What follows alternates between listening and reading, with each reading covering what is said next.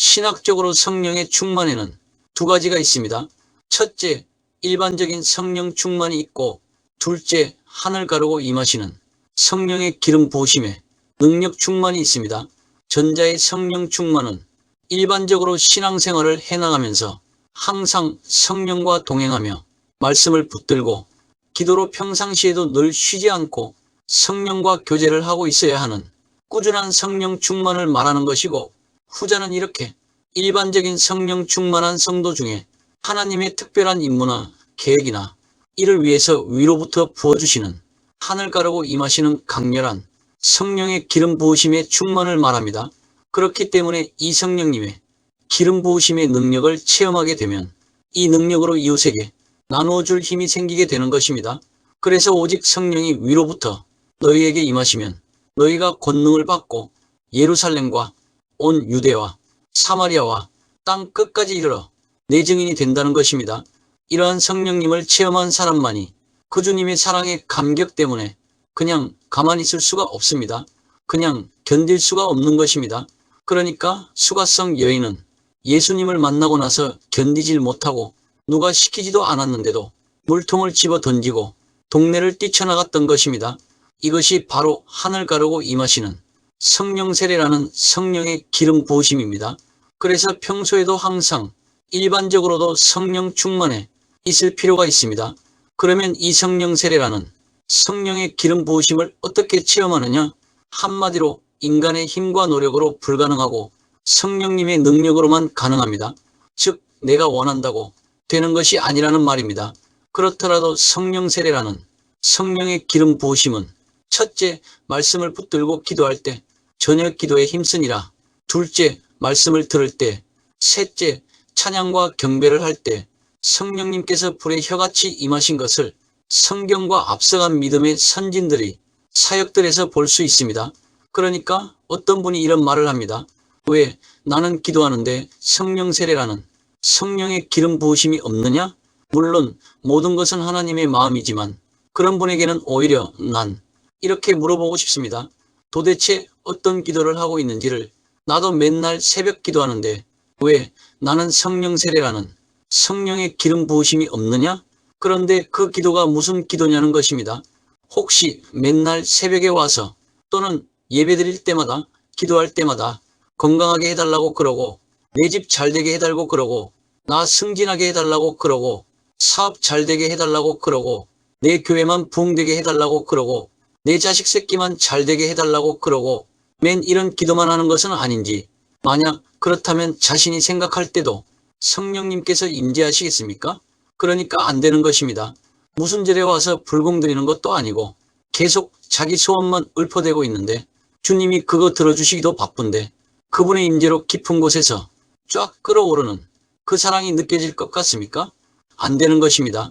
왜냐하면 그런 기도는 이방인들이 하는 기도하고 하나도 다를 바가 없기 때문에 성황당에서 물 떠놓고 하는 기도하고 하나도 다를 게 없습니다. 그럴 바에는 차라리 방언으로 기도하는 것이 더 낫습니다. 또 둘째, 말씀을 들을 때 또는 이런 말씀 공부 시간에 성령 세례라는 성령의 기름 부으심을 체험한 경우가 적지 않습니다. 다시 말해서 말씀이 성경에 이렇게 기록되어 있는 것을 말하는 것이 아니라 이렇게 입으로 선포될 때, 즉 내가 너희에게 이른 말이 영이요 생명이라. 이 말씀의 뜻은 내가 너에게 말로 해준 것이 성령이시기 때문에 그때 이 말씀의 주인이신 주의 영의 기름 부으심이 임하신다는 것입니다. 그래서 이 말씀이 나의 영혼을 찔러 쪼갤 때 나 자신이 깨어지는 것입니다. 그때가 바로 성령 세례라는 성령의 기름 부으심이 임한 것입니다. 기도 역시도 이 말씀을 가지고 입으로 시인하고 고백하면서 내 마음 중심에 임재시킬 때 주의 성령님이 역사하십니다. 그래서 이 말씀을 자꾸 입 바깥으로 내뱉어야 하는 거지, 그냥 내 소원을 막 읊어대 가지고는 성령님께서 역사할 수가 없습니다.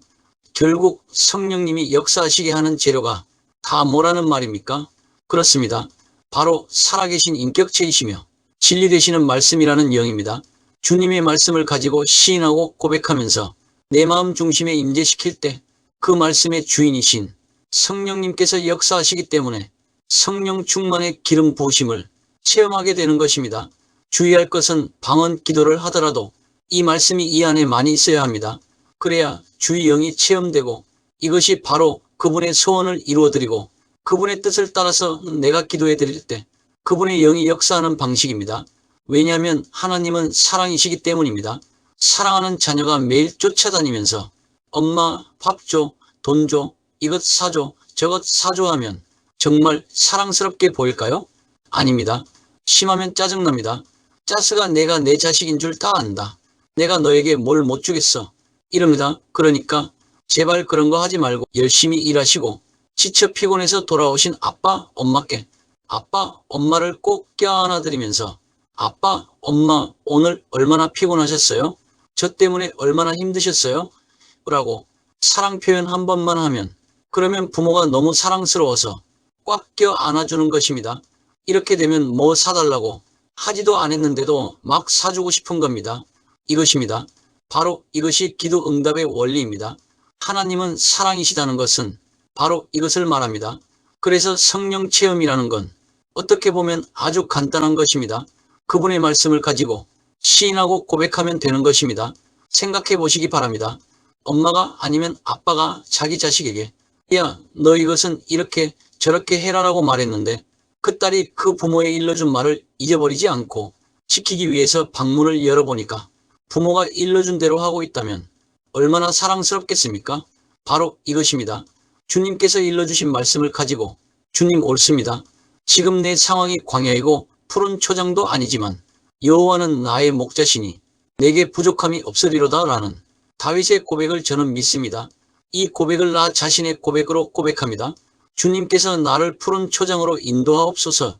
그러나 그리 아니하실지라도 난 주님 한 분만으로 족합니다. 바로 이것입니다. 그러니까 이 말씀에 기초해서 기도하면 얼마든지 기도할 수 있습니다. 절대로 중언부언하지 않습니다. 이렇게 자꾸 그 말씀을 가지고 시인하고 고백하다 보면 말씀의 주인이신 하나님의 영이 확 나를 감동시키기 시작하는 것입니다. 그때 주의 성령의 기름 부으심을 체험하는 경우가 적지 않습니다. 그것이 바로 그 말씀의 주님을 만나는 것입니다. 이것이 사람이 마음으로 믿어 의에 이르고 입으로 시인하여 구원에 이른다는 말입니다. 이것이 실질적으로 구원을 체험하는 것입니다. 마지막으로 셋째, 찬양과 경배를 할 때 성령의 기름 부으심을 체험하는 경우가 적지 않습니다. 왜냐하면 찬양과 경배도 그 감동된 하나님을 내 입으로 고백하는 것이기 때문입니다.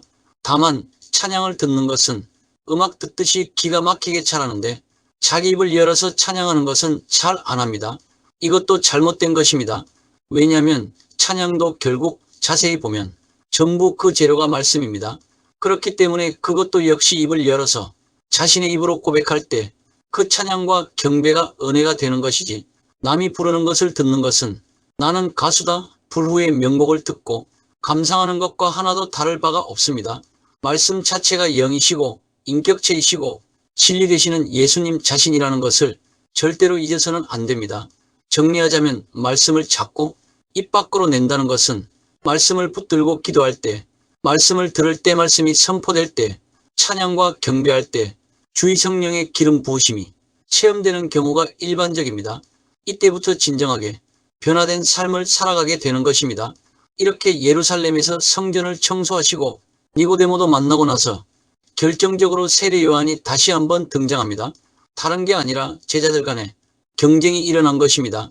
세례 요한의 제자들이 당신이 저번에 하나님의 아들이라고 증거한 그 사람에게로 세례를 받으러 사람들이 전부 갑니다. 우리한테는 안 옵니다. 이게 바로 인간의 질투입니다. 그렇게 이야기하니까 여기서 세례 요한이 제자들을 막 나무라면서 놀라운 말을 증거합니다.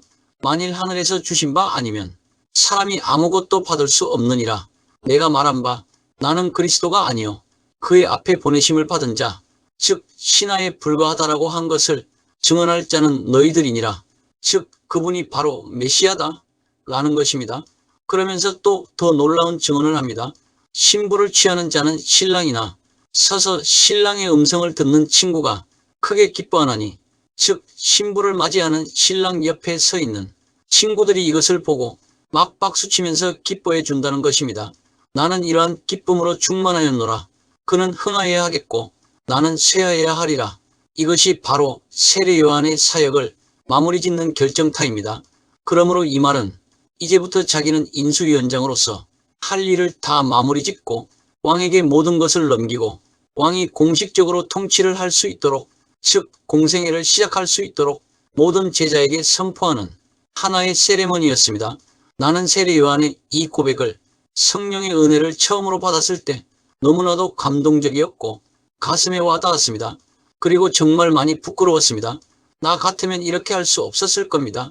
내가 저 여자하고 결혼하고 싶었는데, 그런데 나하고 너무나 친한 친구가 그 여자하고 결혼을 해버렸습니다. 그래서 그 친구가 그 여자와 손잡고 결혼식장에서 결혼 행진곡이 흘러나오는데 모두 박수치고 환영하는데 나도 진짜로 기뻐하면서 입가에 웃음 가득하면서 세례 요한처럼 이렇게 고백할 수가 있을 것 같습니까? 천만에 만만의 콩떡입니다. 오히려 슬픈 표정에 주머니에 손 푹 집어넣고 기가 팍 죽어서 고독을 씹으면서 아니면 분노를 삼키면서 질투심에 불타 쓸쓸히 빗속을 나홀로 괜히 할 일도 없으면서 마치 드라마의 한 장면처럼 빗속을 하염없이 걸어갈지도 모릅니다. 그래서 이 세례 요한의 모습은 바로 성도들이 닮아야 하는 그런 모습입니다. 그런 후에 세례 요한이 감옥에 잡혀가지요. 그리고 드디어 예수님께서 본격적인 공생의 사역을 위해서 갈릴리로 발걸음을 옮기십니다. 즉 예수님께서 갈릴리로 옮기시는 이유는 먼저 세례 요한의 투옥입니다. 한마디로 세례 요한의 투옥은 세례 요한의 사역 종료를 의미하는 동시에 예수님의 공생의 시작을 알리는 신호탄이었습니다. 즉 왕으로 오신 그분은 신하가 일하고 있는 동안은 끝까지 기다려주셨던 것입니다.